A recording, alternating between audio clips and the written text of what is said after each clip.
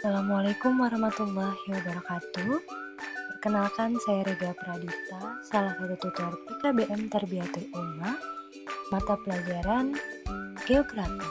Selamat datang di kelas Geografi. Kali ini kita akan membahas modul 4, unit 2, mengenai alam, merusak, dan membangun. Pembahasan kali ini mengenai pelapukan. Pelapukan merupakan peristiwa hancurnya batuan dari gumpalan besar menjadi gumpalan kecil sampai menjadi sangat halus. Macam-macam pelapukan, yaitu yang pertama pelapukan mekanik, yaitu peristiwa hancur dan lepasnya material batuan tanpa mengubah struktur batuan tersebut akibat perbedaan temperatur serta akibat pengikisan di daerah pegunungan. Pelapukan kimiawi. Pelapukan kimiawi adalah proses pelapukan batuan yang disertai dengan perubahan susunan unsur kimiawi batuan yang lapuk yang disebabkan oleh makhluk hidup atau organisme. Yang kedua, faktor-faktor yang mempengaruhi pelapukan. Yang pertama ada keadaan struktur batuan. Yang kedua, keadaan topografi. Yang ketiga ada cuaca dan iklim. Yang keempat ada keadaan vegetasi. Keadaan struktur batuan merupakan sifat fisik dan sifat kimia yang dimiliki oleh batuan. Perbedaan daya tahan batuan terhadap pelapukan itu tergantung dari sifat kimia dan sifat fisik dari batuan tersebut. Batuan yang mudah lapuk, misalnya batu lempeng atau batuan sedimen, sedangkan batuan yang susah lapuk, misalnya batuan beku. Keadaan topografi. Topografi muka bumi juga ikut mempengaruhi proses terjadinya pelapukan batuan. Batuan yang berada pada lereng yang curam cenderung akan mudah melapuk dibandingkan dengan batuan yang berada di tempat yang landai. Cuaca dan iklim juga menjadi faktor yang mempengaruhi pelapukan.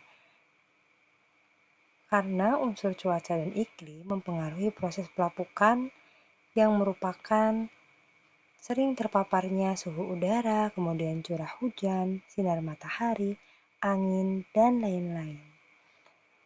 Keadaan vegetasi atau tumbuh-tumbuhan juga akan mempengaruhi proses pelapukan, sebab akar tumbuhan tersebut dapat menembus celah-celah batuan yang apabila akar tersebut semakin membesar, maka kekuatannya akan semakin besar pula dalam menerobos batuan. Erosi atau pengikisan.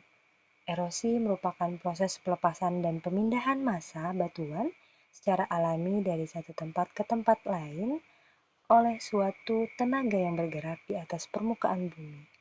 Ada 4 jenis erosi. Yang pertama ada ablasi, yaitu erosi yang disebabkan oleh air yang mengalir. Yang kedua ada abrasi, yaitu erosi yang disebabkan oleh air laut. Yang ketiga ada eksarasi, yaitu erosi yang disebabkan oleh hasil pengerjaan es. Yang keempat ada deflasi, yaitu erosi yang disebabkan oleh tenaga angin. Masuk ke materi sedimentasi, yaitu pengendapan material hasil dari pengikisan dan pelapukan oleh air, angin, atau gletser ke suatu wilayah yang kemudian diendapkan. Pengendapan oleh air sungai. Batuan hasil pengendapan oleh air disebut sedimen akuantis. Bentang alam hasil pengendapan oleh air antara lain. Yang pertama adalah meander, merupakan sungai yang berkelok-kelok yang terbentuk karena adanya pengendapan. Yang kedua ada oxbow lake, yaitu kelokan sungai atau meander yang terpotong dan terpisah dari aliran sungai sehingga terbentuk oxbow lake atau disebut juga sungai mati. Yang ketiga ada delta, yaitu pengendapan sedimen oleh air sungai.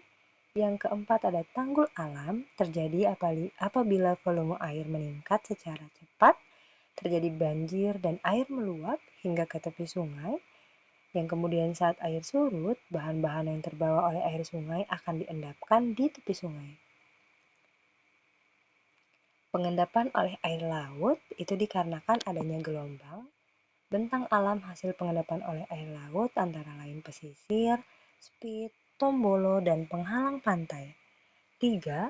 Pengendapan oleh angin.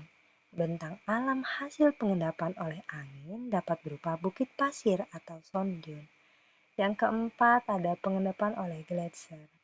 Sedimen hasil pengendapan oleh gletser disebut sedimen glasial. Bentang alam hasil pengendapan oleh gletser yaitu timbunan material pada lembah. Terima kasih. Ada pertanyaan? Assalamualaikum warahmatullahi wabarakatuh.